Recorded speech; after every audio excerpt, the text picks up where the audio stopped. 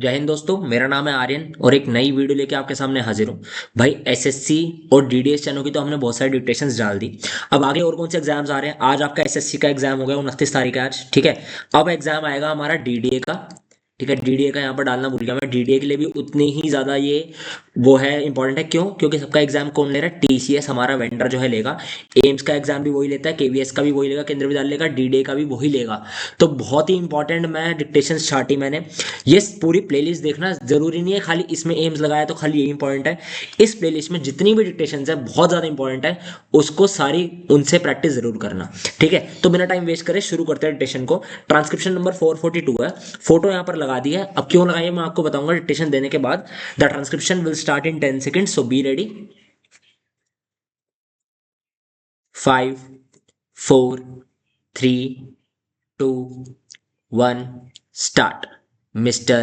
Speaker, sir, permit me at the very outset to express my deep appreciation and gratitude for the contributions made by the honorable members from all sides of the House.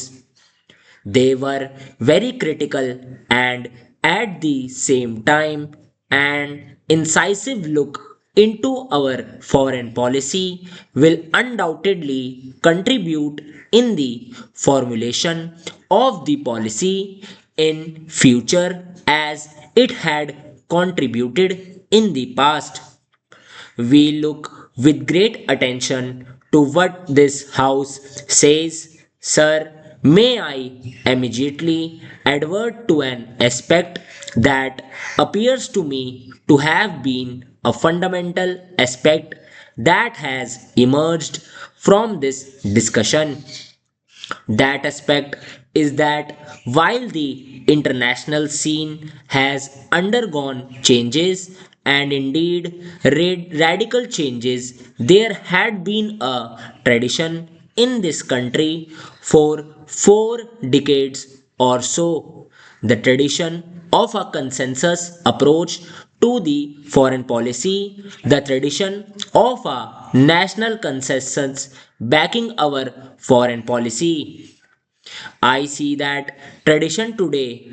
I saw it the other day and I saw it throughout this debate. The national consensus on foreign policy, in spite of the radical changes that have taken place in the world, the national consensus of the Indian foreign policy reflected in this parliament, which undoubtedly reflects the country as a whole.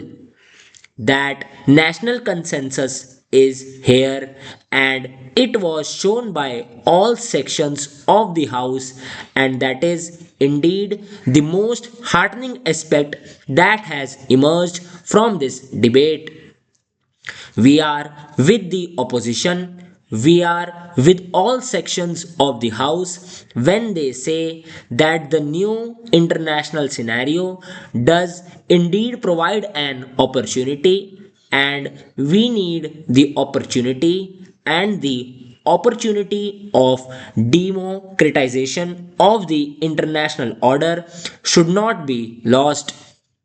This is the time when real democracy in international relations, justice, and equality must prevail and can prevail, and large and small countries, powerful and not so powerful countries, may and can be treated on the footing of equality. Let us march together, big and small, powerful and not so powerful, rich and poor. Let us march together in the new era of international relations. In the spirit of fraternity of the international community, it is possible that this can be done, and therefore we are with you, we are with the opposition, and we are with all sections of the House, irrespective of their political fold and irrespective of their party affiliation.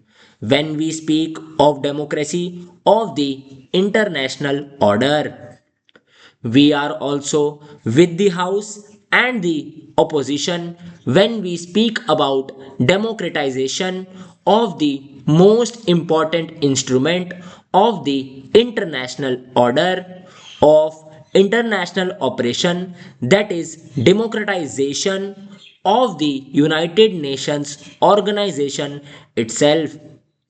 Of course, in the context of democratization of the UN, questions such as expansion of the Security Council, which is supreme as it were the executive organ of the United Nations, is important, but no less important, as has been pointed out on more than one occasion over the last couple of days, is the question of having an international order which addresses itself to live manner in a manner that is based on international legality and in a manner which cuts across the globe and deals with situations on merit and law, as I have said, on well established principles of justice and equity. Sir, the debate has established this consensus and indeed this unanimity of views on the relevance of the non aligned movement.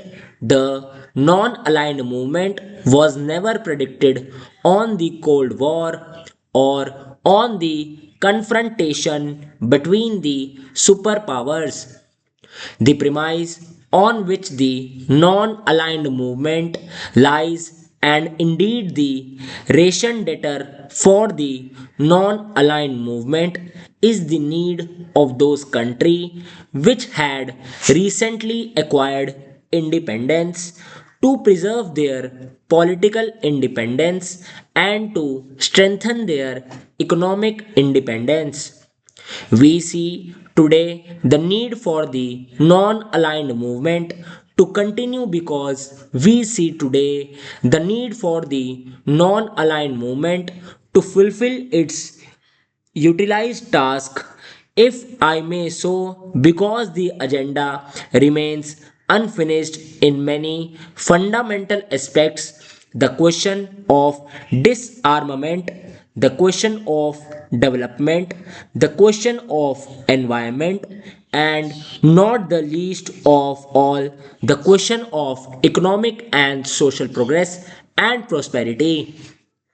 As we see today, the end of the East West confrontation and the new collaborative relationship between the two superpowers of the two former superpowers, and indeed the era of collaborative relationship that has now arisen among all the great powers, is very much welcomed by itself. But then we must be alert to the danger of a sharper north south divide in the absence of corrective action. In our view, the South should not be marginalized in the international fora when major political and economical decisions are made. Therefore, it is in this context of what I have said that the non aligned movement, the principles of non aligned movement, the recent data of non aligned movement continues, and the need for non aligned movement to be as strong and as effective as before still remains. तो भाई ये हमारे जो पूरी dictation थी खत्म हुई, और बहुत सारे बच्चों की हालत टाइट होने वाली है।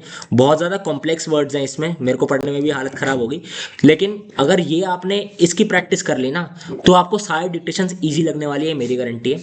अब हम क्या करते हैं, जैसे मैंने पुरानी डिक्टेशंस में ही बोला आपको, हम 10 मिनट इसको रीड करेंगे, हम एग्जाम पैटर्न से चलेंगे, 40 मिनट में इसको टाइप करेंगे, फिर देखेंगे कोई गलती आ रही है नहीं आ रही। अभी आपके पास मेरे हिसाब से 20 से 30 दिन रहेंगे एम्स के एग्जाम के लिए। डीडीए का एग्जाम तो जल्दी हो जाएगा। डीडीए वाले जो हैं कोई एरर कॉपी कॉपी अब मत करो, बस इसमें जो हल्की फुल्की प्रॉब्लम्स हुई, कॉम्प्लेक्स वर्ड्स रहने देना, उसकी प्रैक्टिस मत करना, जो हल्की फुल्की शॉर्ट फॉर्म छूट रही है उसकी प्रैक्टिस करना, और जो एम्स वाले हैं वो कॉम्प्लेक्स वर्ड जैसे कंसेंसस आ रहा है, ठीक है, और एडवर्ट है, इमर्ज हो गया, एंड इसमें ये आया रेसेंट डेटर, ये रहने दो, ठीक है, प्रिडिक्टेड हो गया, प्रीमाइज हो गया, जो भी हमने वो कर रखे ना, हार्टनिंग हो गया, सिनेरियो हो गया, इन सब की प्रैक्टिस करनी है, एरर कॉपी बनानी है एक आपको, और उसमें आपको प्रैक्टिस करनी है भाई। अगर ये सीरीज फॉलो कर लोगे ना, ये टीसीएस की मोस्ट इंपॉर्टेंट डिक्टेशंस है जो एम्स में जरूर आएंगी ही आएंगी, यही टॉपिक्स आते हैं, ठीक है। तो भाई मिलते हैं अगली वीडियो में, till then take care, goodbye. अगर आपको कोई भी प्रॉब्लम या मुश्किल हो मुझे आप कमेंट सेक्शन में बता सकते हैं, देन वी कैन टॉक, ठीक है। चैनल को सब्सक्राइब कर लेना for daily dictations. Thank you, जय हिंद।